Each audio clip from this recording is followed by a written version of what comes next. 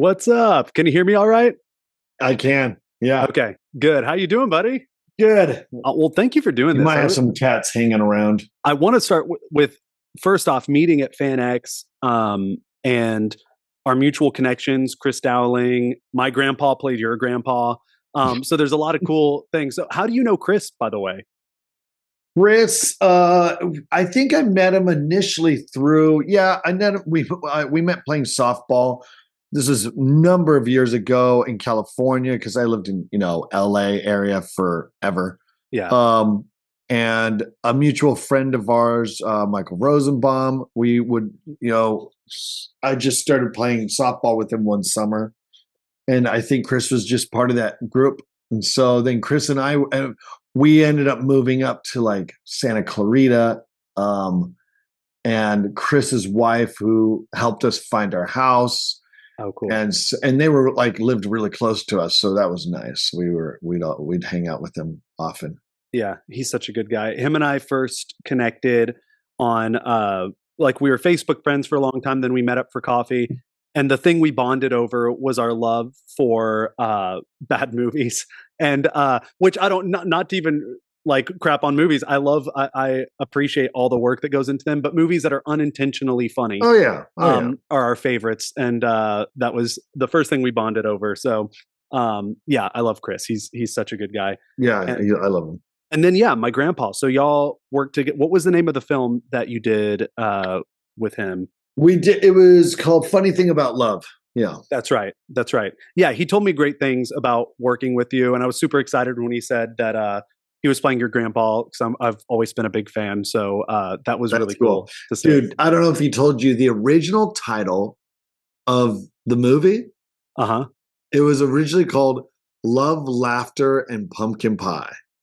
Oh, It was that was the one major contribution I think I made. I rallied like almost all the other actors, everybody. We did the table read, and we were like all because I knew a lot of the actors in that already had worked with them, and we're just like, oh my gosh, this title, no. yeah, that one's rough. So I was like, and they all felt the same way, but I was like, felt like I was the one who could step forward and just say, I told the director, I was like, dude, you've got to change this title. Like, what do you got?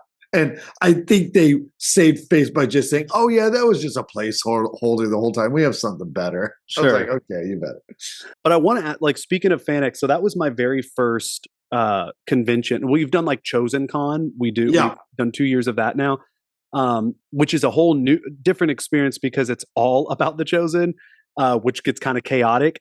But then at FanX, I was there with a couple castmates, and it was a lot more mellow. It was still steady, and it was fun meeting everyone, but we got to kind of walk around and like do our own ththings a little bit more.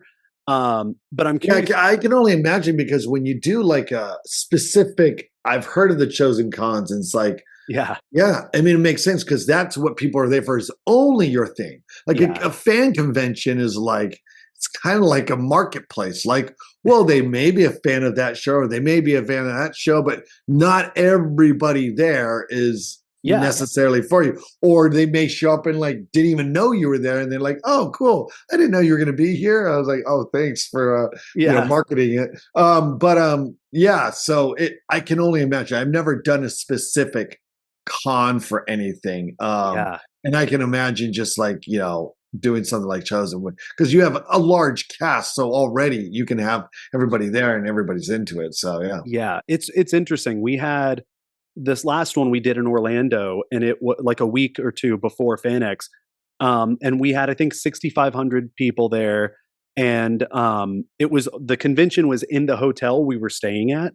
So I got there early with my family to do Disney World, so we were there like 5 days before the convention. And then a couple days before the convention was starting, all the Chosen fans were starting to show up. And I was going down the elevator, and it's a glass elevator. You can see the lobby. And on my way down, I just see all these teal shirts. And I was like, oh no.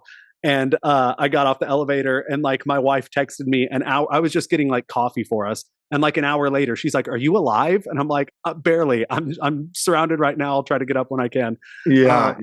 But it's a really cool experience, but it's overwhelming at times. But I'm curious for you, what's the playing such like a recognizable character, is it what's the balance for you? Like how much do you, when you're just out and about with your family, I'm sure you get stopped frequently. Like what's the um is it ever overwhelming? Is it ever exhausting, or is it something that you like genuinely enjoy, like, chatting with people when you're out and about? Like what's your mindset with all of that?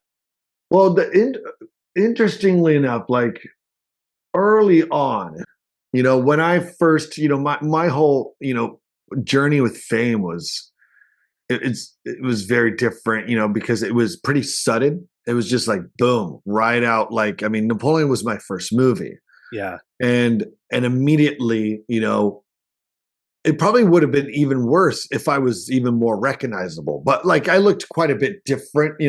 Oh, people only knew me as that look, and so I could enjoy a certain amount of anonymity. But because it was still on everybody's docket, and it was in front of everything back in like 2004, 2005, especially, it was just like still pretty chaotic because you'd still like the voice whatever I would get recognized. So it was first of all, it was just came out of the gate like pretty hot, and so just kind of you immediately deal with that. Like, okay, there's the good, the bad, there's obviously fun things because ultimately you're getting this fame for a positive reason Yeah. for the most part. I mean, we always joke about, well, I don't know if I have any bad fans. They're not coming up to me and saying, they hate me.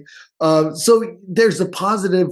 It's a natural consequence of success.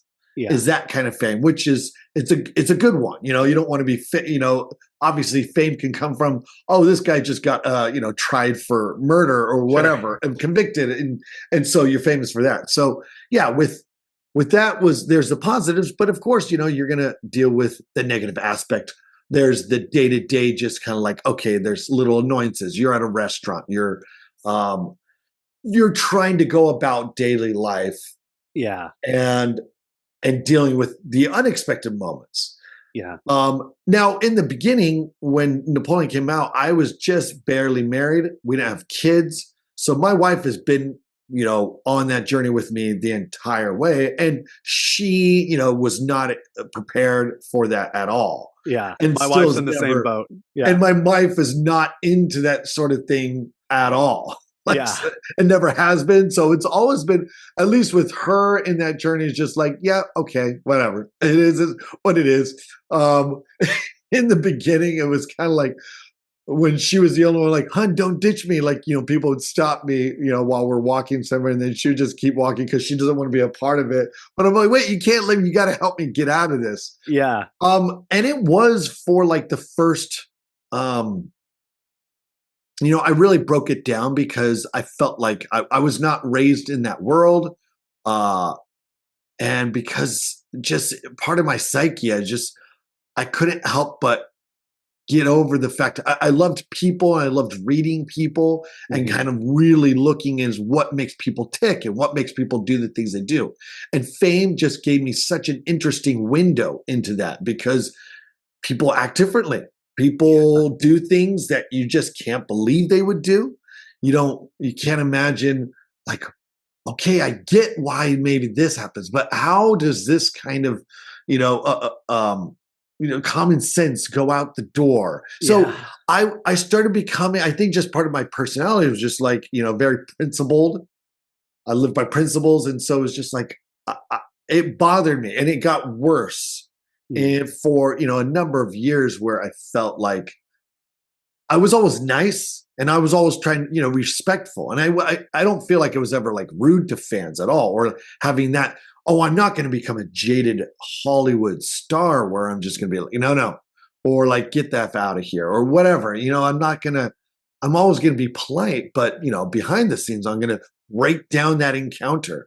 Afterwards, I felt like I was probably driving people crazy. I would talk to friends or family, my wife, just like, it's interesting. They do this and they do this. And it was just, I probably sound like a broken record. Sure. Um, and, there were definitely interested ears who would listen Yeah. sometimes. And then sometimes there's family members like, they still don't fully see it. They're like, don't you see the joy and the happiness that you bring to some of these people? Yeah. And I think it was, I almost, for a while, I almost pinpointed not the day, but around the year. But it felt like it was about, 7, 8, 9 years in, where it felt like one day I was just like, you know what? I'm just not going to let it bother me anymore. It was this, I say it was simple. I mean, it was hard, but it wasn't. Like, I just seriously said, you know what? I'm just not going to let it bother me. I'm still going to, and I still to this day, yes, there are still times I'll break down these encounters, or like, I don't get why people do certain things Yeah. or this or that. But I've also learned to accept, like, yeah, like I can't change people. I found that myself amongst other actors, people who have dealt with fame, there are a lot of us out there who felt like they needed to educate people. Like it was just like, I wish I could just tell people, like, this is what you should do when you meet me Yeah. or meet someone famous. This is what you do. And I took that approach. And now I try not to do that really. And I don't, again, I don't really do it with the people that I actually encounter with, Right. but I just learned to control the situation more. Uh-huh. And controlling was just emotionally, but also just little things like how you talk to someone, how you can actually kind of move. It's almost like a form of social hypnotism where I could like steer a conversation this way or steer like how they're going to react. Yeah. And it just gave me more control, but also gave me more happiness and like at least contentment. Right. But also, like really realizing, you know what, but it does. It makes these people, for the most part, these people are really stoked to meet you. And Yeah. I'm not going to forget that. And that's cool. It brings them happiness. And I think just looking 20 years, I mean, it's been 20 years since that movie came out and since I've started that journey. It's a completely, almost a completely different kind of experience now. Yeah. Um, when I'm on my own, and I have kids now, and my younger kids, and almost circling back to answer what you originally No, I asked. love this. There's so many like rabbit trails I want to go down with it. So yeah, Yeah, continue. but it was with the kids now. They grew up with it, and they each had different turns of how they saw it. And my Mhm. two youngest right now are definitely like, "Oh yeah, we know." Mhm. Like for the longest time, like my son, my 10-year-old, oh no, he just turned 11. My 11-year-old, for like a couple years, to him, he didn't care about the movie. He just knew it was a magic word. If I say this word, people are going to react this way. Yeah. Like if we're out and about and someone like comes up, hey, do I recognize you? Or like, hey, are you? And I had my usual kind of shtick or game that I would play with fans, but it all got ruined with my kids because they're like, he's Napoleon Dynamite. He's Napoleon. Yeah, that's him. I was That's like, really come funny. on. Yeah. So they saw it as kind of like this gimmick that they could play. Sure. Um, but because I realize, all my actions, the way I act around my kids, Hmm. the way a father is to their kids is like they're always watching. They're always watching. So I have no choice but like, and again, I never really have been rude to people. Yeah. But around that time I started changing my attitude is also maybe it was just coincided with having children, but wanting to just constantly have that outward um, attitude Uh-huh. and being an example to my kids because I know my kids are watching. And I'm not doing it out of fear. Oh, they're watching. It's just like, no, I want them to think that I enjoy this and I accept, and I totally dig this movie, this role, the roles that I've done, other movies, enjoying the fame for what it is, but controlling it to a certain degree, but trying to show them that I can be normal. So yeah, it's good. It's interesting. Yeah, it is. I relate to so much of that. One, my wife is not in the industry. When we met, she was like, I don't care about celebrity things, was her exact words. Like, because I'm such a movie buff, was already like pursuing it. I was living in LA. So it's always been that, like, where once it kind of really started to happen with The Chosen and started getting stopped, one, she gets social anxiety, so it's something we've had to balance. And my oldest daughter is on the spectrum. She also gets really bad social anxiety. So there's times where it's like there's a balance of like I really want to make this a good interaction with the fan that comes up, but whenever like if I'm in the grocery store with like my daughters, there's been several times I'll take them, I'll get stopped, and now they're at a point where they kind of expect it and they just like do their thing. They wait patiently while I take a picture and then we keep going. But when we went to Chosen Con, each cast member, we all had our own assigned like security person that would like lead us through the crowd to get to where we needed to go. And my guy was leading us through, and there are 6,000 Chosen fans throughout this convention center. And it felt like a zombie movie. They're just like closing in around us. And he had to pick, I was carrying one of my kids, my wife was carrying the other. And then our security guy picked up my son, and he's like, let's go. So I'm holding on to his back and he's just pulling us through. And my oldest daughter was just like, I did not like that. I want to go back to the hotel room. So she had to kind of sit some of it out because it's just a little much. Yeah. But it's yesterday, my wife and I, we went to a birthday party for one of our kids' friends, and my mom does this big Christmas dessert party where she invites everyone that she's ever said hi to, where it's like just she has a giant like wedding venue that she does weddings at, but then uses it for family gatherings. And I went there and to this birthday party, and I'm the same way where it's like observing the way people act. Like there's someone that maybe knows my mom and is a fan of The Chosen, but has never met me. And then I show up and it's like while I'm chasing my kids or trying to like decorate a cookie with the kids at like my mom's house, then there's like, I'm taking breaks to like take a picture of people asking about the show. So it's like, it's a weird, Yeah. and I'm such a people pleaser. So I don't want to like upset anyone, but then I see my wife struggling with all three kids and I'm like, I'm sorry, I got to go over here. Like it's a weird dance that, you constantly. Oh, I 100%. And again, that's kind of like the stuff I dealt with. I think just because it was new for the first, like, it felt like maybe for the first 10 years, it really was. Now that it is almost easy to kind of see that, like, it's been 20 years and it felt like the first half of that time was experiencing these new things and I couldn't get over certain things. Again, I'm a people pleaser too. I'm very much, that's again, I don't remember the color blue or whatever. It's like your personality,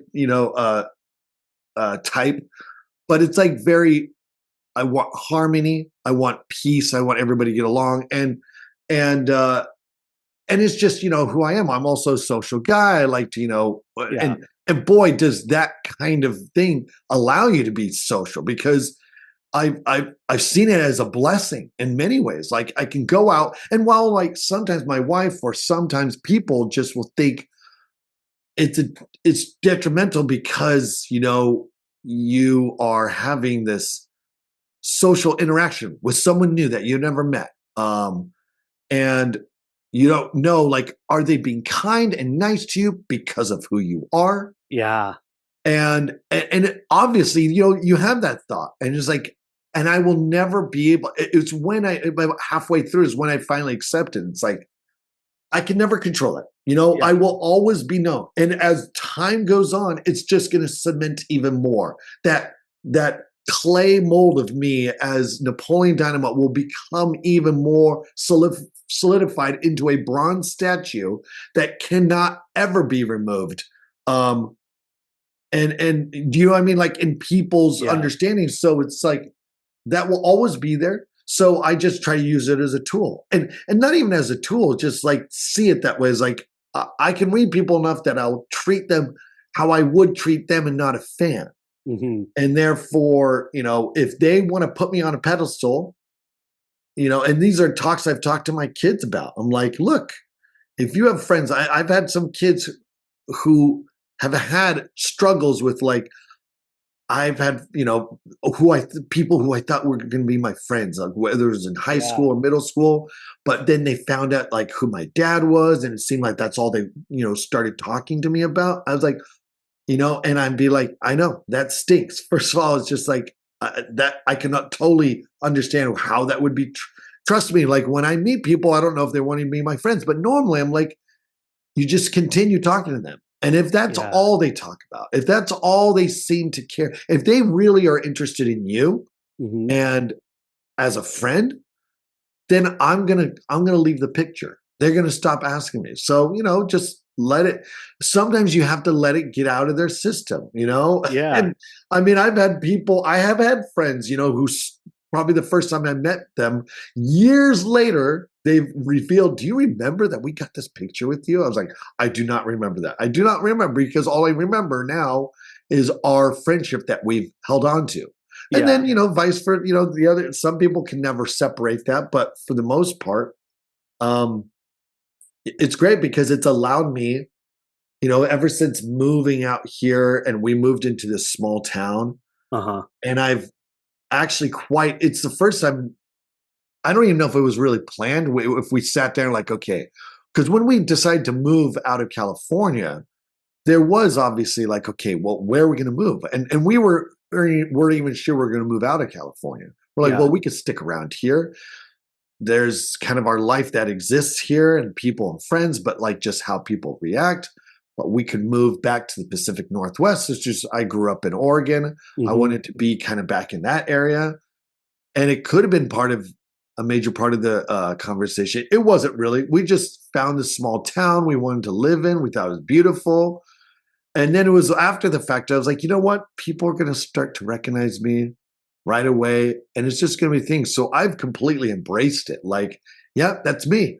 Every time we go to a little like town fair or Yeah. festival, I'm all out like, yeah, get pictures. Yeah, let's do it to a certain degree. Like my kids are here and they can see it, but I'm using it to get to know the community.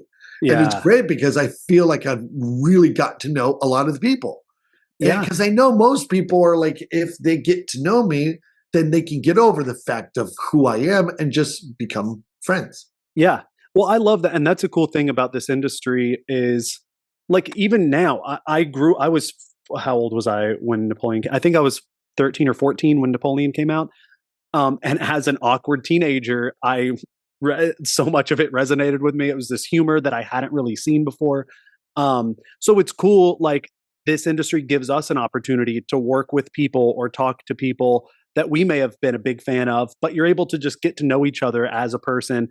And I've found that with chosen fans, one thing I really appreciate about our show in particular is that it's such a important story to so many people's faith, and people are coming up like sharing not just like, hey, I liked you in this thing. It's like, hey, this scene that you were in like made me feel closer to God, or whatever the sentiment is. So it's like really deep spiritual like meaning behind it, and it means a lot because I've gotten to like, especially my character and myself having a disability, I have a lot of fans that are within the disabled community that in their churches, because as I'm sure you know, there's a really difficult relationship between faith and healing, and like there's like the school Yeah. of thought that like, oh, you just gotta ask for it and you'll be healed. But then there's people that have all the faith in the world that aren't physically healed and feel like there's something wrong with them because they're not healed. So now I have like friendships with a lot of fans of the show that have like sent, a letter or a message or met me at Mm. some event. And now we stay in touch because like we've both helped each other feel more seen and more understood. And it's a really beautiful opportunity to get to Mm. know people that, we otherwise never would have met. And I think there's also the double edged sword aspect of it where I have had some people that I don't know if you've caught up with the show, but there's the scene where I'm asking Jesus why I haven't been healed. Yeah, Um, I've seen that. okay. And it's, I've had some people that do not like the scene because they don't like the message of it, of Huh. him being told that he's not going to be healed in this lifetime. So I've had people come up and like start praying over me or my leg or my back and like, without saying it, without warning. And, there's been some awkward encounters like that. But again, it's an opportunity to meet people and maybe offer a different perspective. And like, I know it's coming from a place of love, maybe a place of ignorance also, but a place of love. So it doesn't hurt my feelings or anything, but it's a cool opportunity to like have meaningful interactions with people. Oh yeah, I mean, man, I can only imagine. I can only try to guess and imagine in your situation, this extremely successful show coming out, but you know, it's about Jesus. It's about his followers. I mean, that is Yeah. like, religion. I mean, it's like this could be very controversial, although for the most part, yes, I think the people coming to you Yeah. are positive, like we like the show. I mean, I don't know if you get a lot of people like, I'm anti-religion. I'm Oh atheist. I yeah. don't believe in this. And so therefore, like, why are you, I don't know if you get that a lot, but No. I could also see how it's sparking though controversy because you're right. Yeah. The absolutely like the relationship of faith and healing and suffering in the world. And so it's sparking these conversations and Yeah. different. And I think what's great about the show, while we literally we're not caught up. We're on season 4. Okay. But like last night is when, Peter became Peter and finally forgave Matthew. Yeah. And it was, I mean, those are the things that he's just like, that's what I love about the show is like, yeah, these are the principles that he taught and we're seeing it in action. Yeah. And it's like, I teared up and I was just like, this is what we want. And it's, and so, yes, but seeing how they take these kind of modern attitudes to, address so many things that he put into practice and that he taught. Mm. But yeah, I mean, when it, I guess I'm not trying. It's not bragging, but absolutely, when you're talking about like this chance, what's so great about having a fandom Mhm. for something positive is, and maybe it's different for every project. I Yeah. can say yes, I have a lot of fans who love other. I have people who love Blades of Glory way more, or don't even know Napoleon Dynamite. People who love Benchwarmers, and it's great. But yes, I would probably say, I don't know, if there's a percentage, but obviously most of my fandom comes from Napoleon Dynamite. And the wonderful blessing about that is I love the movie. I Mm. love the movie. I think it's great. It's very personal to me. I feel like I put so much of who I am and my attitude and my beliefs and my background and everything into that film, into that character. And for people to respond the way they have. And to this day, like me and some of the cast members go out and we do these tours where we show the movie and we talk about the movie and we hang out with the fans, we play games and do stuff like that. And so we are still having those fan interactions, even more so. And hearing people kind of like you talked about, like if it was, I don't know. I mean, I don't think it could be with any other movie. Like if it was Benchwarmers or Surf's Up or Blades of Glory, it wouldn't be the same. The fans, because the way people react to Napoleon Dynamite are like, we hear tear felt people Yeah. saying like, my dad. And I think one of the coolest things, and this would be, I don't know, it's not really answering your questions, but No, I love sharing. The coolest thing for me is that the audience that this film grabbed is not not what we expected. We thought people like yourself, mhm. film goers, like whether people who like indie films and weird, quirky, kind of offbeat, like 20 to 30-year-olds would like this movie. We never thought that one of our biggest fan bases would be, let me paint a picture. I almost want to say your grandpa. I just think of a Barry Corbin type, like, Yeah. some guy who's, salt of the earth, farmer, or whether it doesn't even have to be a farmer, but just like we've heard countless stories of people say, my dad, he doesn't watch movies. He doesn't care for movies. He sometimes watches the game. He just likes to sit and, he's a very just simple guy, just a Yeah. simple, humble. He doesn't get into anything.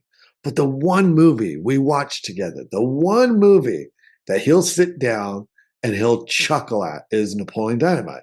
It's like, and we share that common thing. And then people tell us about, my husband, my grandpa, my father died. And that's just the one thing we truly shared. We couldn't get on the same wavelength of a lot of things. He was a quiet man, but when Napoleon came on, we could sit and we just share this laugh and this chuckle, and it's really cool. People who tell us about. I mean, you're going to get the same thing. People said, I went through some depression. I went Yeah. through dark times.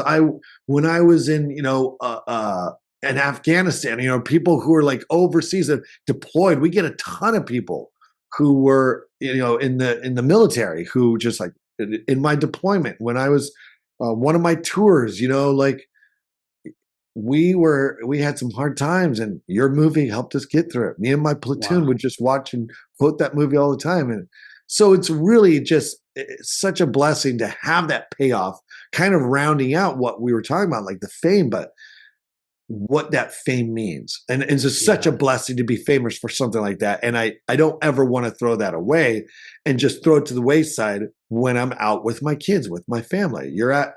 We just went to Disney World like a couple months ago. Yeah. And yeah, I was stumped, but it's like I'm carrying that 20 years later. You're carrying this kind of history that can exist with some of these fans. And you're like, Yeah. I don't want to throw that to the side. It's so hard sometimes. Yeah. It is hard. You're out at a restaurant, you're out doing something, and you're just like, right now, I'm in a heated conversation or to argue it with my wife, Yeah. or I'm trying to change my kid's diaper, or like, we're having this family moment. And someone comes up, and you're like, oh, now is not the time. Yeah. But It's yeah. it's worth it. Like I'll take those times for the really, really, beautiful interactions. And it's cool seeing, I'm sure you see it with your kids and your wife, that they're proud. Like it's fun watching their reaction. My oldest daughter and my wife often, like, their favorite clothing items are Chosen merch. And I'll tell my wife sometimes, like, don't wear a Chosen sweater today, because then someone sees it and then they see me and they're like, oh wait, and then they connect. That's crazy. So they want to wear it. I They don't want think to. you Yeah. could pay my wife or kids enough money to wear any of my. That's not true. But Napoleon stuff for sure. Like my wife wouldn't be caught dead wearing anything of mine. Although She when there are moments, like my younger kids might like, some of the cartoons I've done. They're like, Sure. oh yeah, yeah, Yeah. that's hilarious. It's interesting. I think they like to instigate it sometimes and like get people. My wife, one of her favorite places to go is Hobby Lobby, and she's like, "I want you to come to Hobby Lobby with me today," because she knows it's a Christian company, so inevitably there'll be someone there that recognizes me. Oh my So gosh. she gets really excited and proud now, especially when it's like a one-on-one interaction. When it's not, if there's a crowd, like Yeah. I just came back from Egypt from a Chosen event, Oh um, wow. and I was the only cast member there. I've done other international events, but it's always with one or two other castmates, and Yeah. I'm sure you relate to this, but it helps kind of like having each other as to lean Oh, on, and like 100%. as a security blanket, and like you and your castmates, we all have come up together, and like we're the only ones in the world that can fully understand what it feels like to be doing, to be known for these specific projects. Yeah. Yeah. And But this one in particular, I was the only one.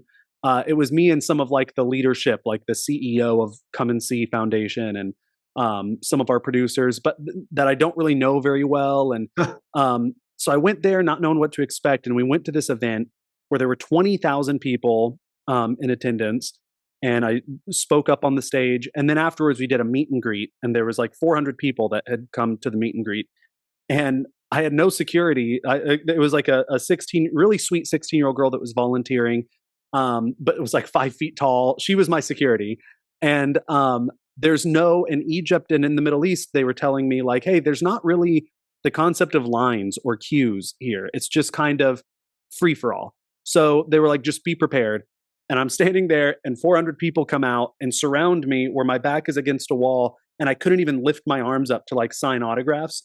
That's how close they were to me. Oh my Um, god. and it was like as soon as I got out of there, I texted my wife and was like, "You would have had a panic attack if you were there." Yeah. So this is one of the days I'm glad you weren't here with me. But yeah, it's so interesting. And going back to being recognized for a specific role, I think sometimes there's the instinct for actors, if they're known for a specific role, to kind of resent that, because it's like, as actors, we want to show our range and we want to play other characters and like do all these things and not be. Sometimes there's that idea of like, oh, I don't want to be known for this one thing. But for me, I'm so grateful for Little James, and I'll always be known as Little James, and hopefully there's other things along the way too. But um, it's to just be able to play even one role or be a part of one project that reaches that many people. It's such a blessing, and um, it's so wonderful to like, because I know how impacted I've been by actors and by projects and by certain characters, and how it's helped me in really dark times. So the idea that we've done that for just one other person is really special, and I think that it's really cool that you own that. And if you ever do a Napoleon event or screening in Dallas, I'd love to host it or help out or just go to it. So let me know if you ever Oh, are for down in sure. our Yeah. neck of the woods. We just did one in Dallas. Oh, Like, cool. well, that was in September. I think we talked about it or something. Or I think I was in Dallas. But yes, they love us in Texas. So we for sure. And when I've gone, because yeah, Chris has been there before. But Oh, yeah, cool.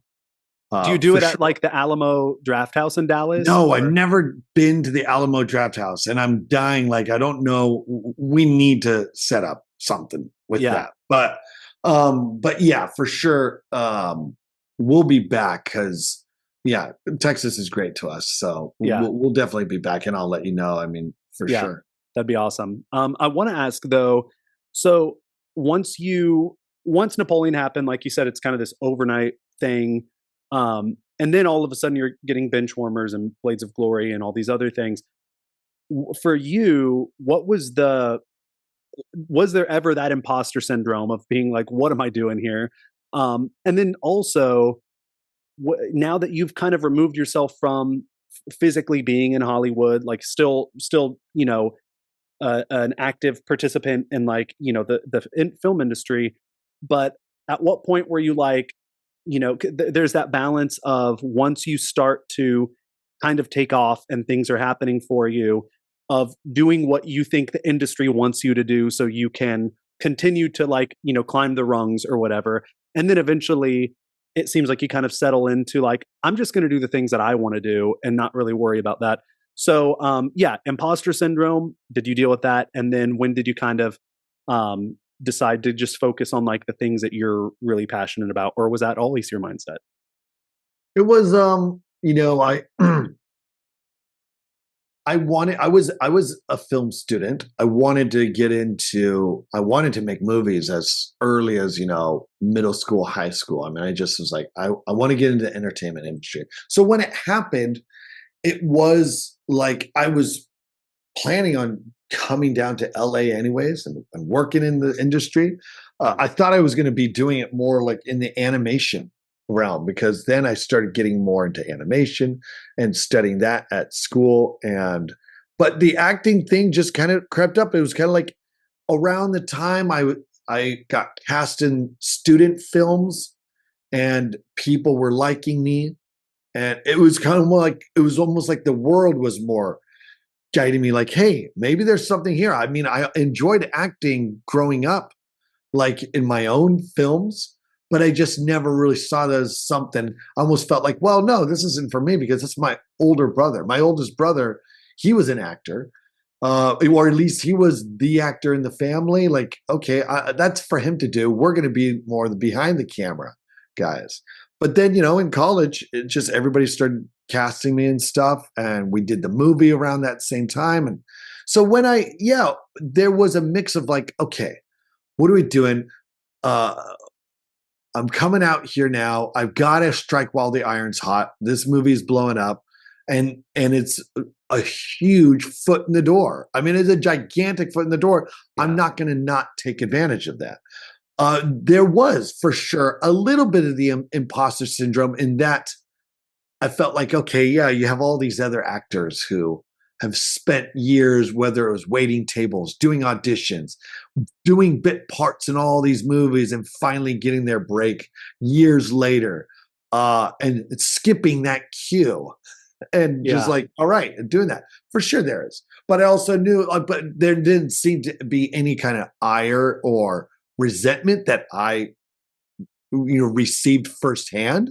If there was, people hid that. But I think people are just like, no, look, if there's talent and there's something great and you have this great project, nobody cares. They want to see you. Yeah. But for sure, it was still like a baby. There's so much I just took for granted and I didn't know. I think not having grown up in Hollywood was wasn't so much hindering, but there's a reason you don't see me in tons of Hollywood movies now. I still do lots of movies, a lot of independent films, a lot of these smaller films. So I am still doing stuff I want to do that I like. But I never could talk the talk or walk the walk, if that makes sense. Sure. Yeah. Sometimes it was like because I didn't know how to, but also because I didn't want to. I was like, this isn't like, it's not the fame I enjoy the success. I enjoy that I got to do this great movie and I want to continue trying to make stuff that I want to do, but I couldn't totally, as an actor, especially early on, you have to do two kinds of acting. You have to do on-screen acting, then you have to like almost put on a persona outside of that. And some people own it, but they know sometimes that persona is naturally who they are, but they know it and they own it. But I think it's like most of the time, these people who are raised in this industry and they know how to talk the talk and walk the walk. Yeah. And I didn't know how to do that. So I was sometimes too honest with things. I mean, I still look back at my agents, I probably drove them crazy because they would have big sit down meetings and like everybody's pitching ideas. There's this project. What about this and that? And I could never BS them. I could never be like, oh, that sounds amazing. Like, get really excited. I was just like, yeah, okay, all right, that sounds interesting, maybe. But it was also because I was like, it was also odd for me to look at myself as a commodity. Like, I still saw myself more as a filmmaker, but I was like, okay, I'm an actor, but I am brand spanking new. What do I see myself? What are the kind of roles that I foresaw myself doing? I just want to kind of goof off and do stuff, but I love serious stuff. But I could just goof off and do comedies, but I wasn't like a trained comedian. So yeah, there was definitely like a lot of that kind of, I need time to like figure this out and really, and I didn't have that time. I kind of had to do it along the way. And there was definitely opportunities I think that could have come up with certain projects that if I had really honed in on that or fought for it, I think that was the thing. And it sounds weird to say fight for it, but to go after it. And a lot of times in the beginning, I wasn't going after it. Things came to me. So I was just picking and choosing. Yeah. And I wish, and I do. So a lot of times I wish that I had been more proactive in like, okay, let's really figure out the projects that I want to do, even if they're not written yet, like find someone. I mean, I tried to. Yeah. But I struggled for a while finding writers, finding people who had a similar voice. Because I wasn't like a writer. I mean, I was great at developing, but I was never, a big writer. And that's not what my training was. I was very visual. I was very much physical and I had great ideas, but it was hard to, bring them to fruition. And bring them, make them tangible. So yeah, it was tough. It was tough, and there was definitely I think there was, but I don't think I necessarily regret stuff. It's just like that's who I was. I continued being who I was, and it was real. And sometimes I'm like, was I too honest with people? Well, I don't know. I don't really regret that, and I'm happy with where I'm at. Was there ever like a type of role or film where you're like, I don't want to do that. Like, that's something I want to stay away from, that was like frustrating to your reps? Or was it like just kind of when it came to certain projects, just kind of like feeling it out each one and being like, we'll see? Like what was your? Yeah, each project was definitely like you're feeling out each one. Yeah. Every single one. There's no blanket filter that you can put on, or like not a filter, but like there's no obvious answer to every single project that comes across my desk because, Yeah. having grown up and being, I'm a very active member of the LDS Church. Right. And so part of my history as my childhood, my growing up, everything was like I lived by certain standards, and Yeah. I believe very strongly in it. And so that was just a part of the deal. Like when I came into Hollywood, I knew that was going to be a speaking point. People are going to find out. People knew right away, and people were kind of fascinated about it. So I would talk about it. I would say, yeah, this is my faith and this is what I do. And I would be kind of honest with people. I'm trying to figure this out too, because I had producers, casting directors, a lot of agents, people asking, well, what kind of projects do you want to do, or are you comfortable with doing? I was like, I don't know yet. I don't know, but let's figure it out as we go along the way. I would get a script, and I was like, I love the message, and I think the message is strong, but I'm not comfortable being involved in either this kind of film, or at least that sometimes it was just, I don't like the scene. I don't like the scene. Can we cut it or can we edit it? So it was, yeah, like you said, it was different every single time. And I know that rubbed some people the wrong way, or not rub them the wrong way, but it just be like, no, you know what? There was one project in particular where I loved the script. I thought it was so fun, but there was just one scene in it. And I was just like, I respect you as a director, and if you want to go ahead and keep it, I totally respect it. And I'm not going to beg for this job, because he wanted me and he loved the scene too much. He was like, yeah. So we parted ways very amicably and very friendly. And I was like, yeah, I mean, I don't regret it. I wanted to do the movie, but I was just simply like, no, I have, certain things I, will or will not do.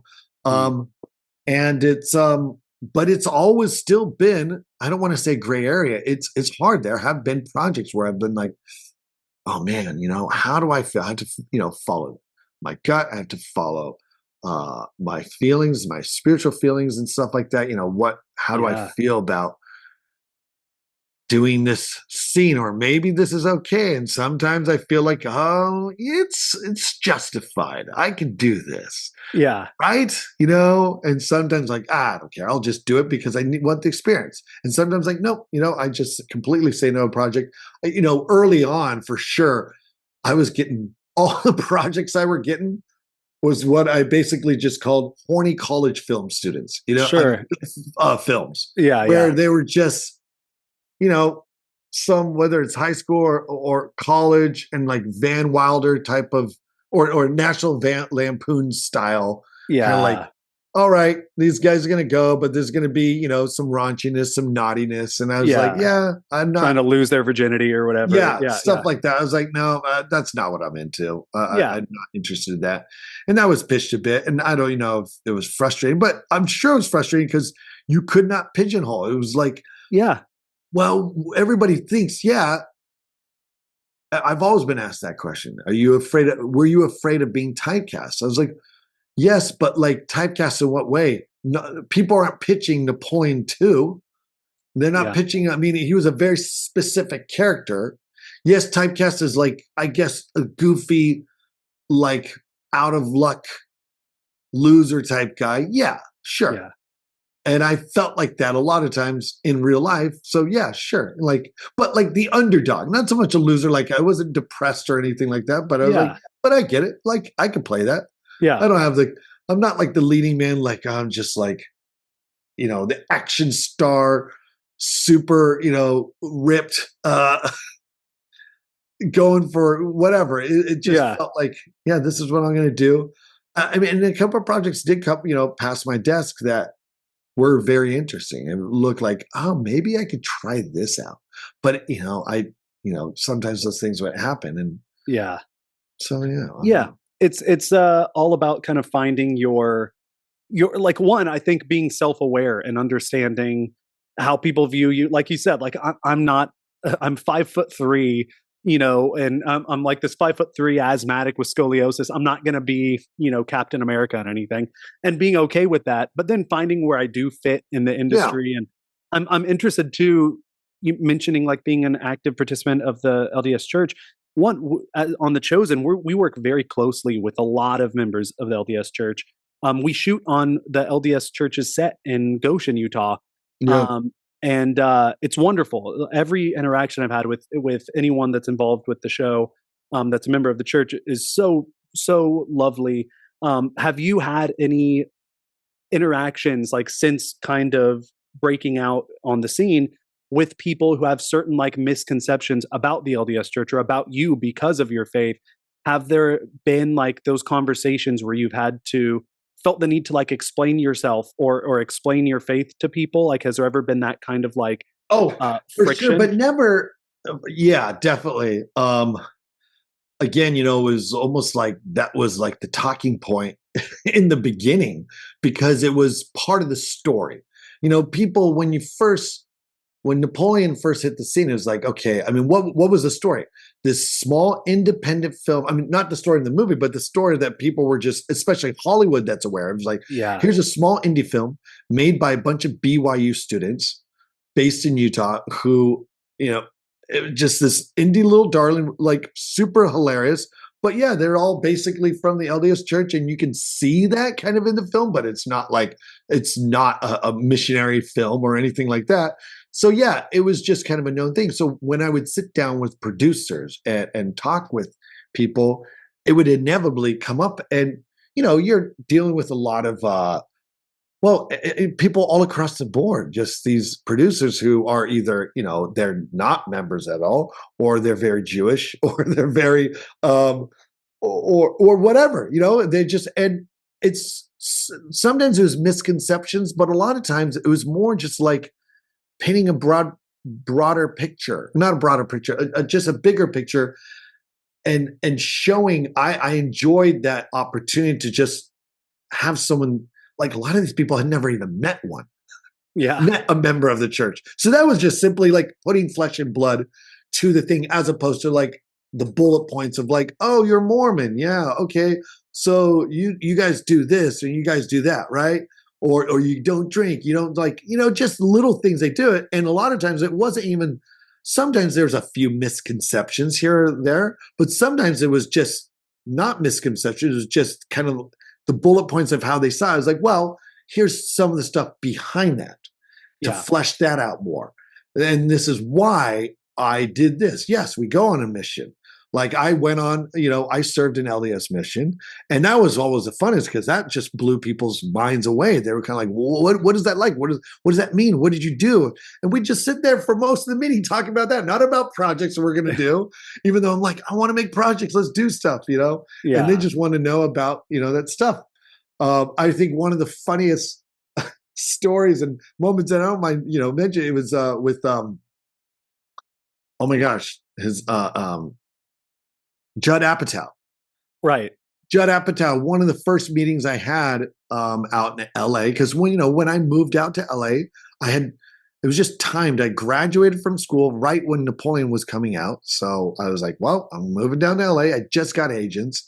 And they were basically going through the rounds. When someone is that big, they're like, all right, we're setting up meetings across the board with casting directors, producers. And we're not just setting up, these guys are calling up, they want to meet you.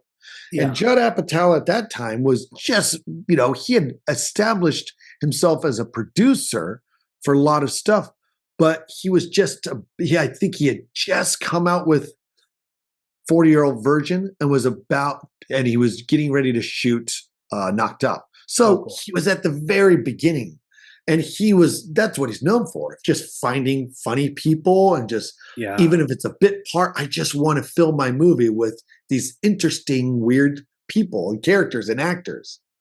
So I sat down, met with him fully, with his intention, fully just probably thinking, because, he told me, it was like, want to get to know you, tell me more about this. And he And so we talked about, the church and my faith and my beliefs and the kind of things I felt comfortable not doing and things I felt comfortable doing. And he was, he's a super nice guy and just wonderful. But, you could see the wheels kind of turn like, okay, okay. And then at the end, he was like, well, I'm thinking because I knew coming into the meeting, he was ready to cast me and knocked up as just a character, not sure who. I think he, in his mind, he was just like, there's got to be something we can get you to do in this movie.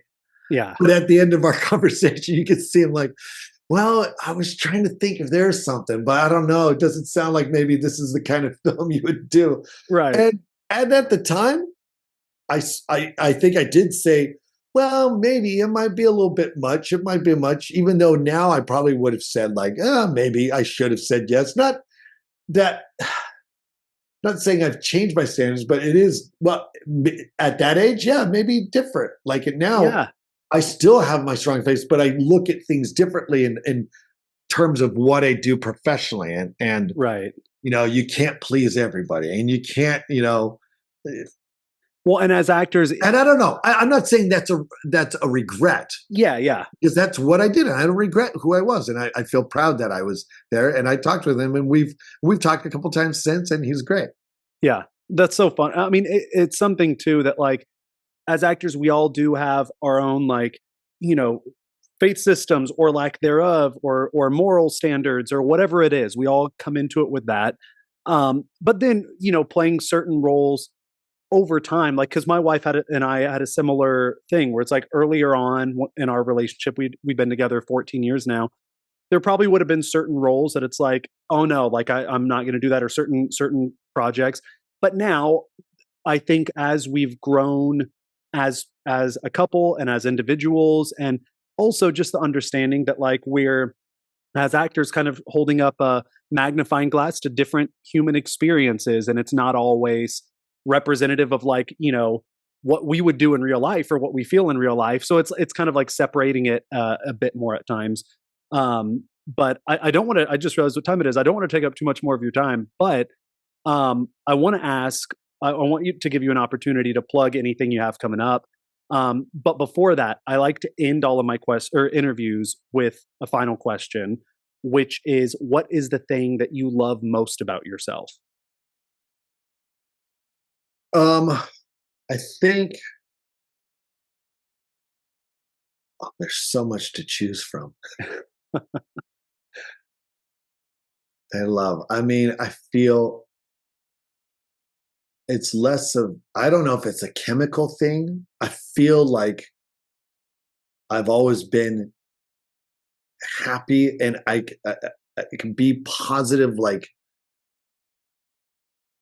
how do I put this? Because I almost said like, I do feel like I have a gift of, seeing the best in things and being positive and not getting, I've never really, there have been depressing moments in my life, but I don't think I would say I've dealt with depression, which is a huge blessing. Because I know how detrimental it can be, obviously for so many people in my life and everybody else. But I think that's what I love about, having the blessing of just, not even in the face of like, really bad situations, having a positive attitude and just trying to be optimistic. Mm. Maybe that's like the number one thing is just like, and having the capacity to forgive. Yeah. I think those two things I almost are hand in hand, are kind of almost the same thing, because all day long things happen to us from other outside sources, sometimes on purpose, sometimes accidental, and having the ability to distinguish that is a gift. But whether or not that is it, not letting that stuff get to me and being able to just like, I do have a hard time loving some people, but for the most part, I think I'm pretty good about like trying to be positive. And with that comes loving everyone. There's certain things that like can annoy you or that you maybe not agree with this or that, but Right. just trying to have that. My, I'll leave it with this. My siblings nicknamed me Peaceful Paul growing up in the family. And there's 6 of us. Yeah. So it wasn't just like one other kid, but like that was my nickname. Where'd you fall in the order of kids? Right in the middle. I have a twin brother. So That's him and right. I were right in the middle. We have 2 older siblings and 2 younger siblings. They nicknamed me Peaceful Paul because I was always trying to keep the peace. And I think that's what I love about myself is that my thing is I still fall in that. I still feel like I want peace. I want people to get along. I want harmony. And I think that shows through in a lot of my actions. Yeah. That's beautiful. I love that. Have you done the because I did it just recently, the Enneagram test to figure out like which number? Have you heard of Enneagrams? Oh wait. ENNEAGRAM. And I'll text you like a link for this quiz you can do, but it's 9 different like types of personalities. And I forgot which. I think you would be a number 6, which is the peacekeeper. And mine, like my wife is the loyalist. There's the individualist, the achiever, like all these different personality types. But as you take the test, it's like 140 questions. You just click yes, no, somewhat, whatever. You go through it. It tells you which number you are. And then it unlocks all these, like you read these paragraphs that are about people that are this personality type. And I learned so much about myself, like certain insecurities or defense mechanisms I didn't even realize that I had. Then there's this guy that wrote songs from the perspective of each personality type. And a friend told me about it. So I listened to The Achiever because that one was mine. And I listened to this song from the perspective of the achiever and just started sobbing because I felt more seen than I've ever felt with any song. So I feel like because you seem introspective and everything, I feel like you'd really, dig it and find some really interesting tidbits in there. So yeah. The only personality test I've ever taken and have lived by is the Wizarding World of Harry Potter. And I know which house I'm in, and that's all I need. Which house are you in? I'm Gryffindor through and through. Okay. I'm Hufflepuff. I've taken the test like 5 or 6 times, and it's always Gryffindor. Yeah, well, it seems like you're about like keeping the peace and, justice and stuff like that. It feels like that's a good fit for you. I wanted to be Gryffindor, so I was bummed that I got Hufflepuff, but I've settled into my Hufflepuffiness, I guess. Hufflepuffiness, yeah. Yeah. Send me that. I would love to see. I will. And then before I let you go, any projects you have coming up that you want to put out there? Let's see. There's a movie I did what's it called? Plan B is out now. That came out a couple months ago. And there's a little romantic comedy I did with Jamie Lee. There is a movie I did with Billy Zane about Marlon Brando. He plays Marlon Brando. He looks great in it. Uncannily. And it's called Waltzing with Brando. We're just hitting the festival circuit now. So when it's due, probably sometime next year, coming out probably digitally. I think it played in some theaters in LA, but it might play in some later. I'm not sure. There is a movie called Tapawingo. I did really fun movie where I got to sport a mustache and a giant mullet. Very similar to Napoleon Dynamite vibes-ish. And again, another independent film. So when that comes out, probably sometime next year. I really appreciate you. I'm excited that we've connected. I'm excited for a new friendship. And I look forward to hanging out sometime once you come down. We can get together with Dowling and for sure. Watch a bad movie. If we do a show in I love bad movies. Yes, for sure. Dallas next time. Let's do it. Let's hang. Sounds good, man. I'll talk to you soon. All right, man.